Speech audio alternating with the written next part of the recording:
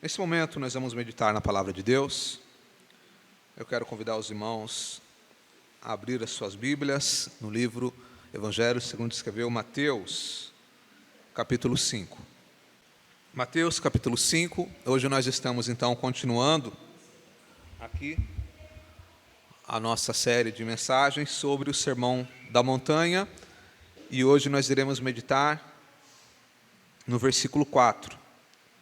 Mateus, capítulo 5, versículo 4, que diz assim: Bem-aventurados os que choram, porque eles serão consolados. Vamos ler todos juntos? 1, 2, 3. Bem-aventurados os que choram, porque eles serão consolados. Amém, amados? Nós começamos aqui essa série de mensagens sobre as bem-aventuranças, aliás, sobre o Sermão da Montanha, ao qual ele começa com aqui as bem-aventuranças. Na semana passada nós falamos sobre os pobres de espírito, que nada mais são do que ser humilde de espírito, ter humildade diante de Deus. E hoje nós vamos falar sobre a bem-aventurança a respeito daqueles que choram. Na verdade, essa bem-aventurança, ela é uma continuação da anterior, quando ele diz: bem-aventurados os pobres de espírito, que deles é o reino dos céus. E agora ele continua dizendo: bem-aventurados os que choram, porque eles serão consolados. Quando a gente fala de choro, amado, nós já nascemos chorando. O ser humano, na grande maioria das vezes, provavelmente quase todos vocês que estão aqui, já nasceram chorando. E o bebezinho, nos primeiros meses de vida, nas primeiras semanas ali, o choro é o mecanismo de defesa dele. Quando alguma coisa está errado, o bebê, ele chora. Ele chora quando ele está com fome, quando ele está com calor, quando ele está com frio, quando ele está com sono, quando ele quer carinho, e por aí vai. Então, o bebê, ele chora nas suas necessidades básicas que ele tem. Mas na medida, e o Tiago sabe muito bem disso, né, Tiago, que está com uma recém-nascida lá em casa, glórias a Deus, né, Tiago? É uma benção, essa fase é muito bom. E é aquele chorinho que entra na alma, né, amados? Não tem como você não fazer alguma coisa, né? Então, na medida que nós vamos crescendo e vamos nos tornando adultos, a gente continua chorando, todo mundo chora. Mas diferente do bebê, o adulto ele não vai chorar necessariamente pelas suas necessidades básicas. Mas o adulto ele vai chorar geralmente por questões emocionais. Então, quando você está triste demais, quando você está frustrado, quando você está com saudade, quando você muitas vezes está até alegre, a gente pode chorar por motivos diversos.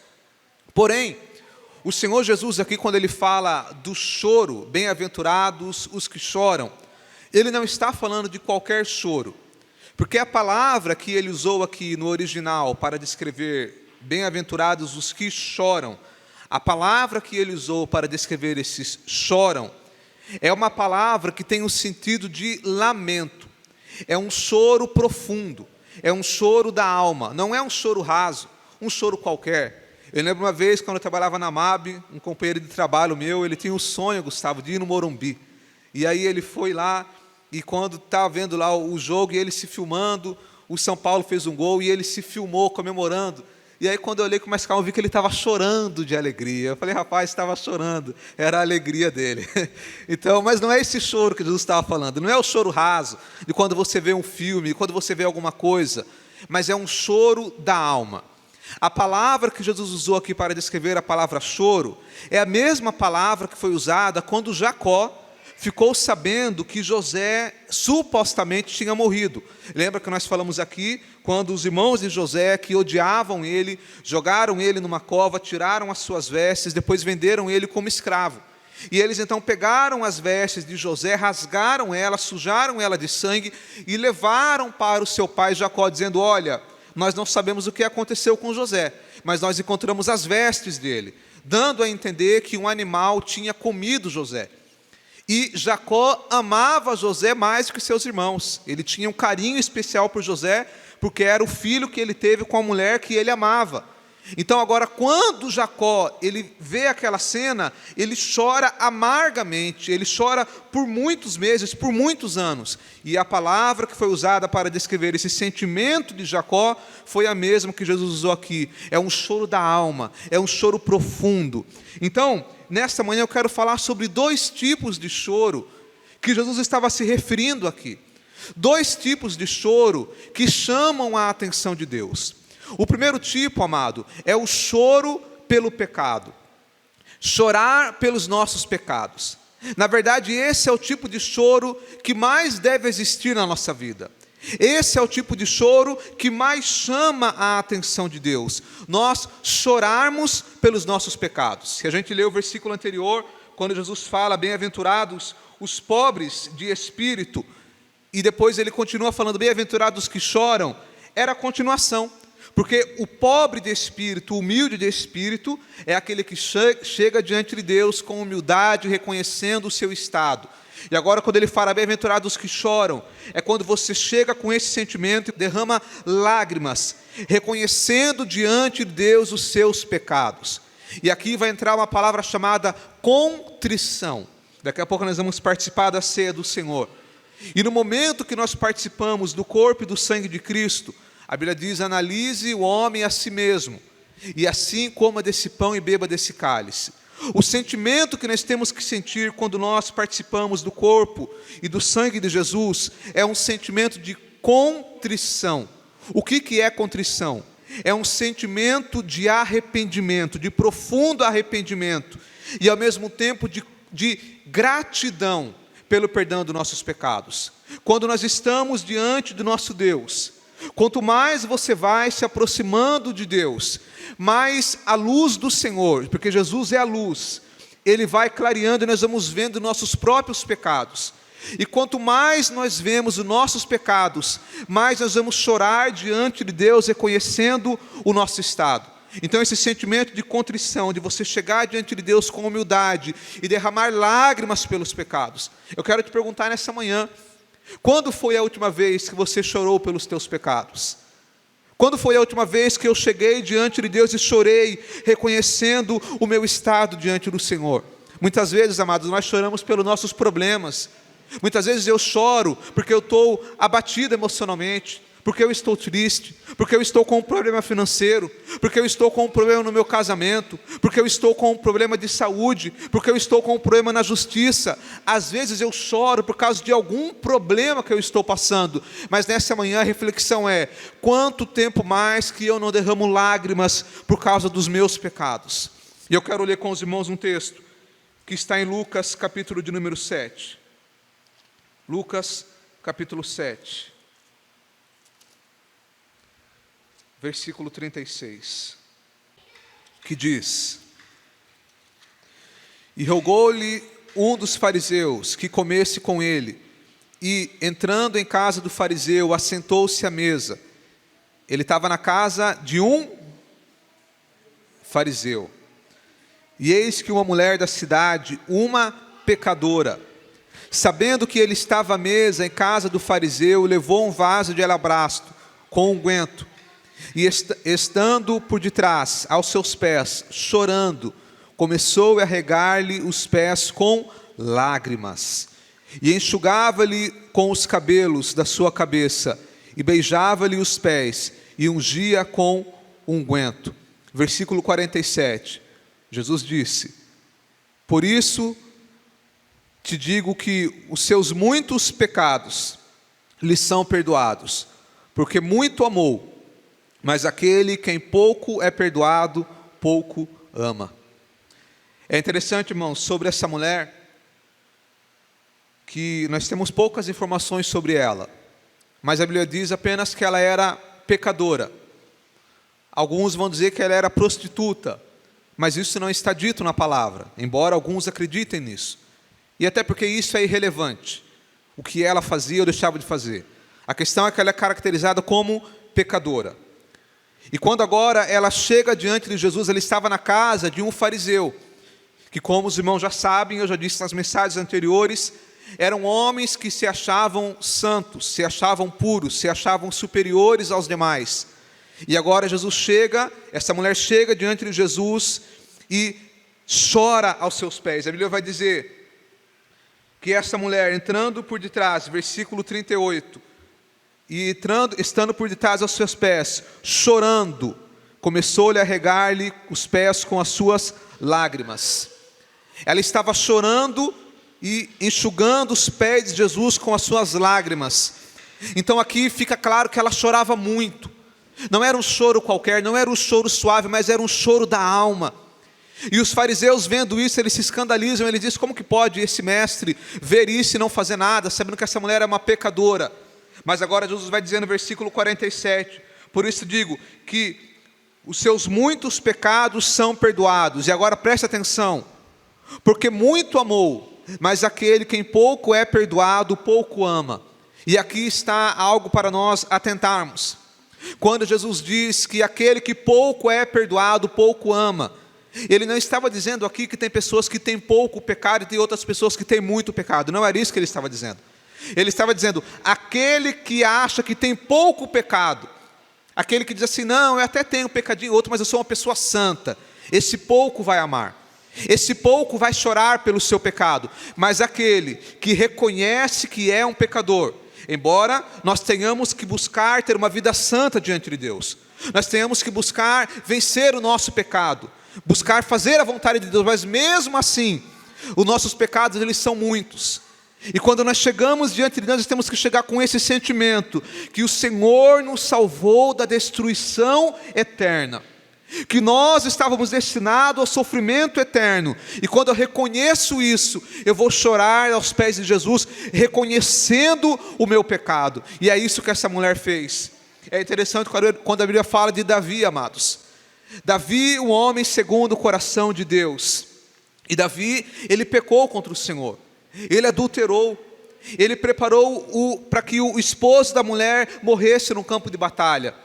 E uma pergunta que chama a atenção é: por que Deus perdoou a Davi e não perdoou a Saul?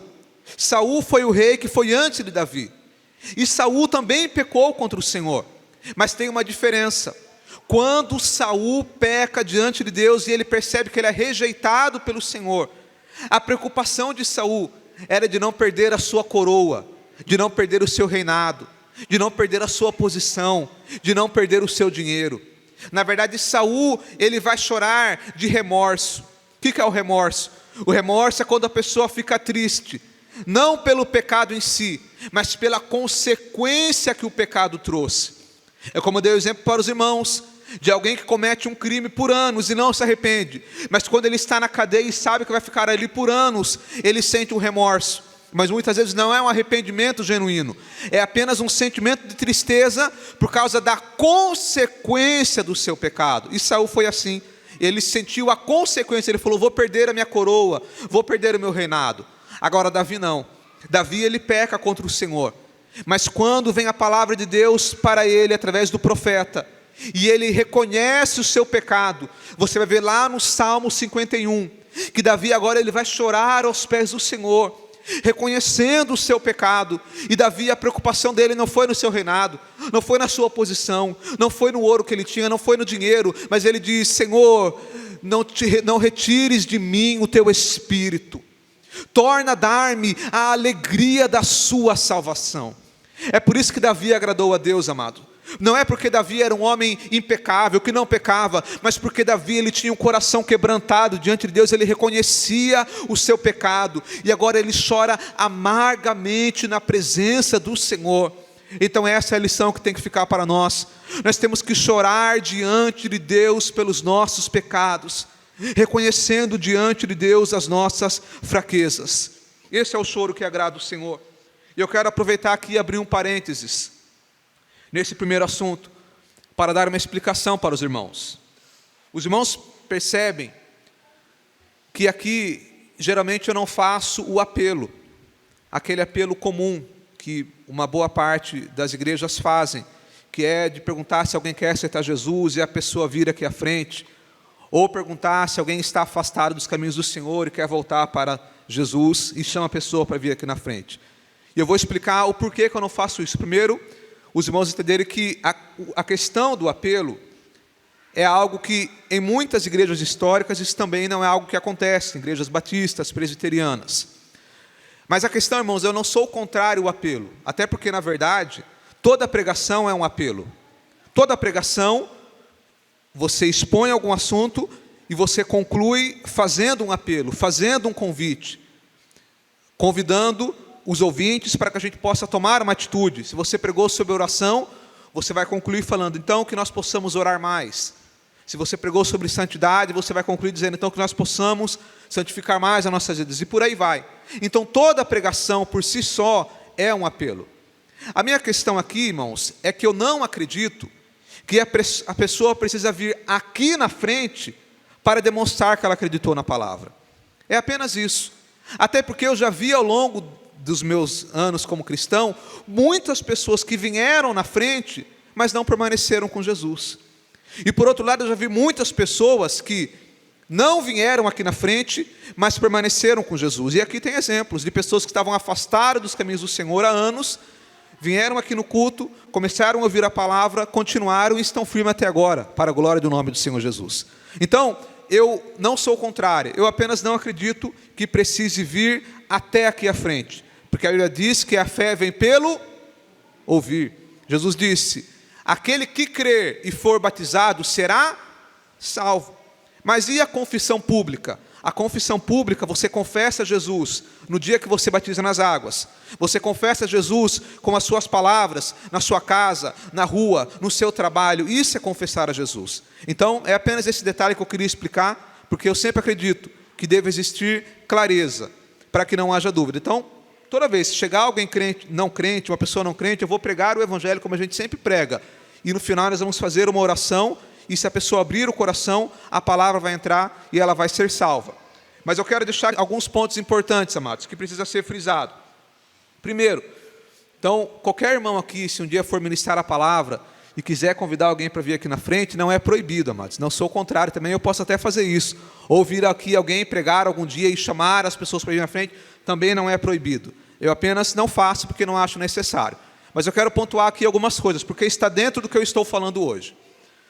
Sobre a questão do apelo.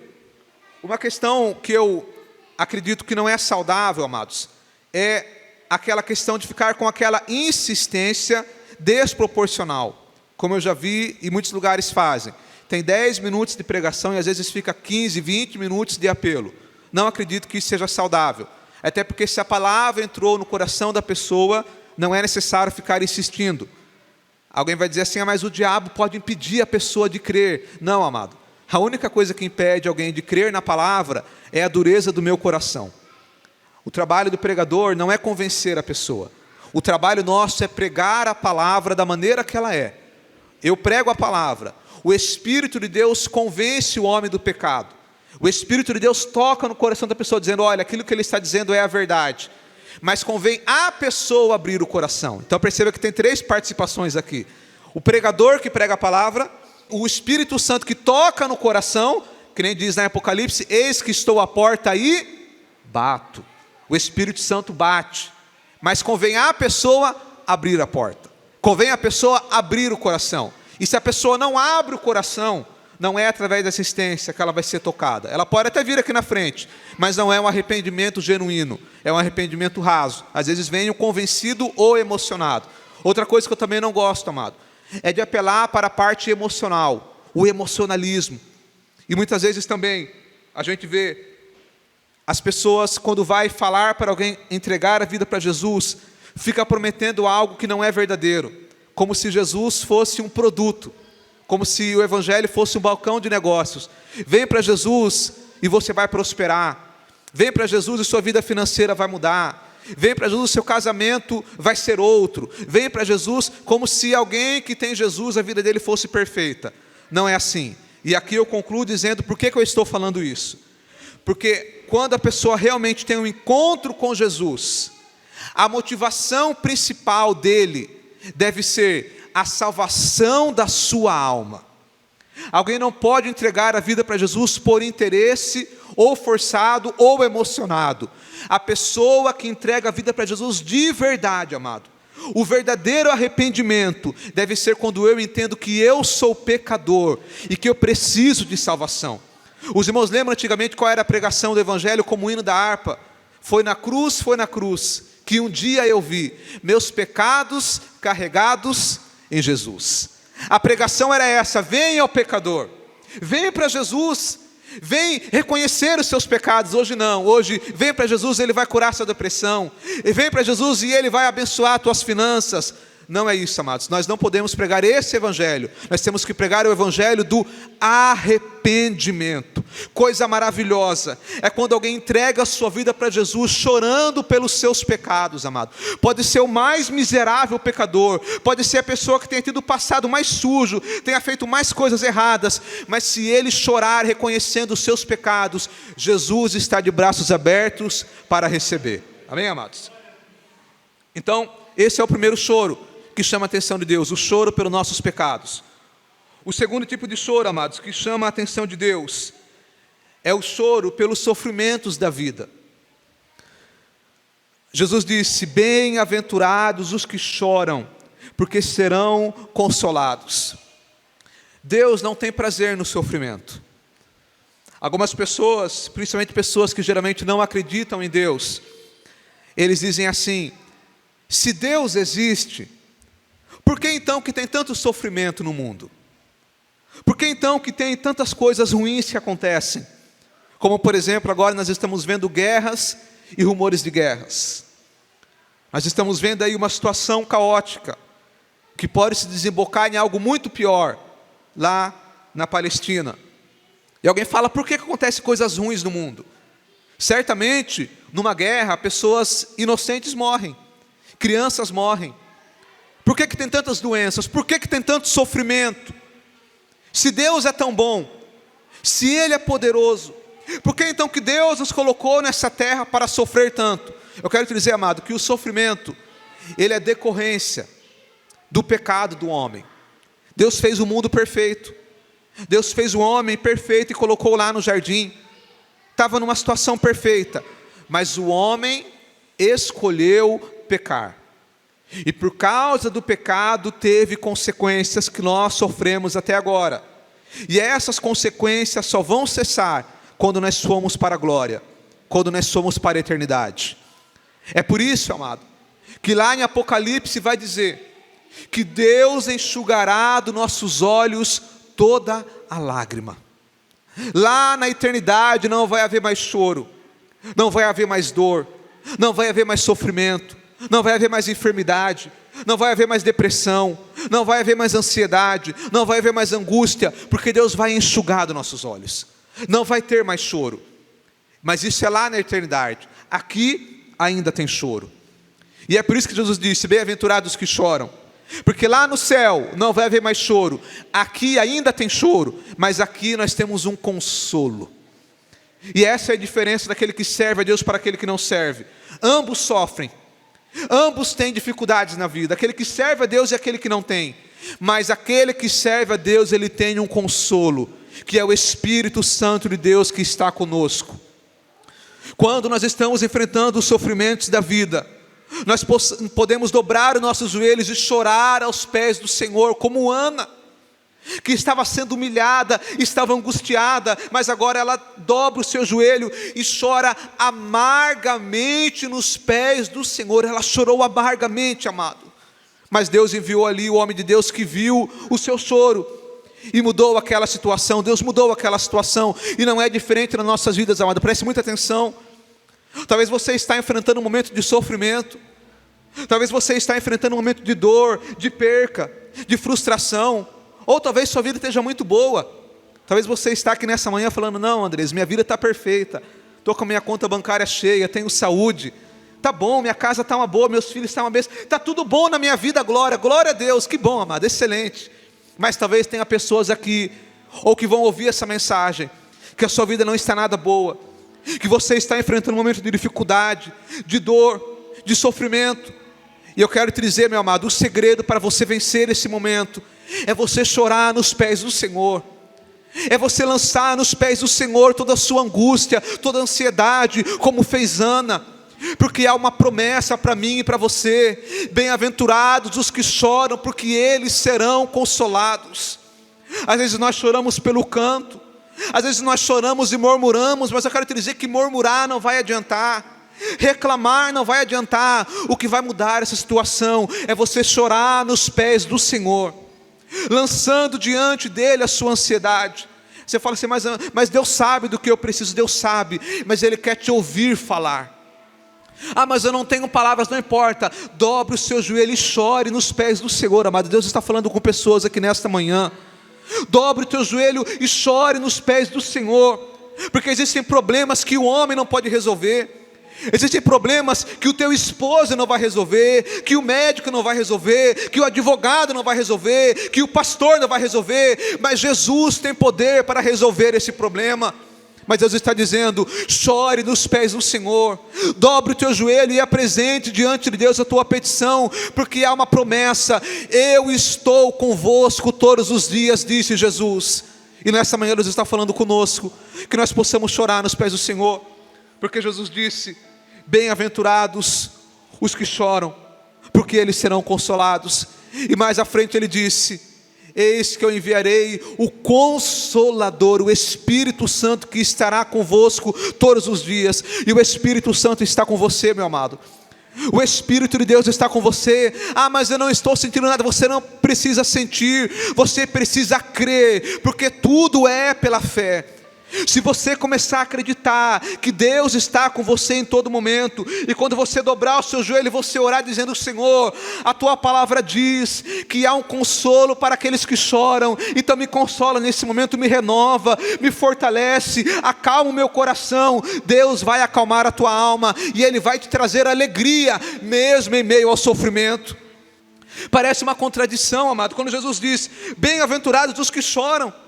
Ele usa uma palavra falando do choro como choro, representando um sofrimento intenso, um sofrimento da alma, um sofrimento angustiante. Ele diz, bem-aventurados os que choram, felizes são os que choram. Como que pode você estar feliz chorando? Mas é uma alegria que vem de Deus, é uma alegria que apenas o Espírito Santo pode lhe dar, amados. Eu quero te convidar a fechar os seus olhos nesse momento.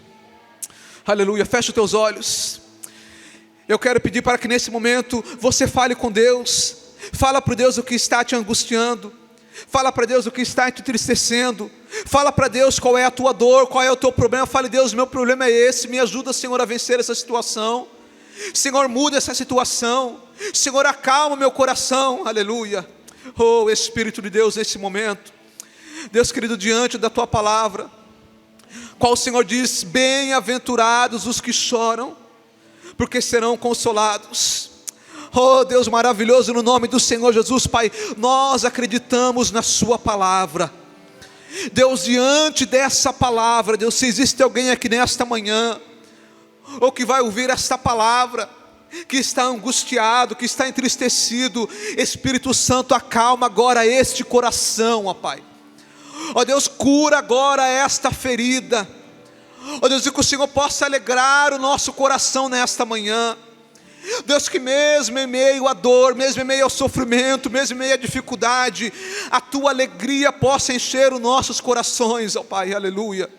Ó Deus querido, renova os nossos corações, consola cada coração para que nós possamos sentir essa alegria que vem de Deus.